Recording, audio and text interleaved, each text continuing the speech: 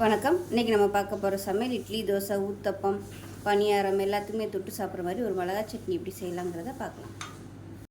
இப்போ ஒரு பேன் எடுத்துக்கலாம். தேவையான அளவுக்கு எண்ணெய் விட்டுக்கலாம்.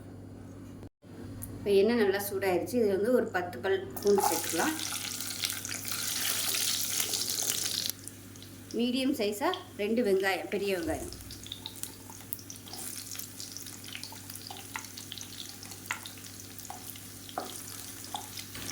இப்போ இது கூடவே ஒரு 20 வரமிளகா சேர்த்துக்கலாம். இது வந்து குட்டியாக இருக்கிறதுனால 20 எடுத்துருக்கேன். உங்கள் காரத்துக்கு தகுந்த மாதிரி நீங்கள் சேர்த்துக்கோங்க. இது எல்லாமே சின்ன சின்ன மிளகா தான்.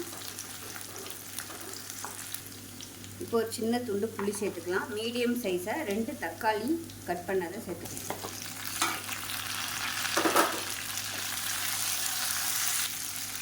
தேவையான அளவுக்கு உப்பு சேர்த்துக்கலாம். இப்போ பாருங்கள், தக்காளி வெங்காயம் எல்லாமே நல்லா வதங்கிடுச்சு. கேஸ் அமர்த்திடலாம். மிக்ஸி ஜாரில் சேர்த்து ஆறுனதுக்கப்புறமா அரைச்சிக்கலாம். இப்போ நல்லா ஆறிடுச்சு. மிக்ஸி ஜாரில் சேர்த்துட்டேன். கொஞ்சமாக தண்ணி ஊற்றி இப்போ நல்லா நைஸாக அரைச்சி வந்துட்டு பார்க்கலாம். இந்த அளவுக்கு நல்லா நைஸாக அரைச்சாச்சு. இப்போ அதே கடாயில் தேவையான அளவுக்கு எண்ணெய் விட்டுக்கலாம். எண்ணெய் நல்லா சூடாயிருச்சு. ஒரு டீஸ்பூன் கடுகு உளுந்து சேர்த்துக்கலாம். கருவேப்பிலை சேர்த்துக்கலாம். பெருங்காயத்தூள் சேர்த்துக்கலாம்.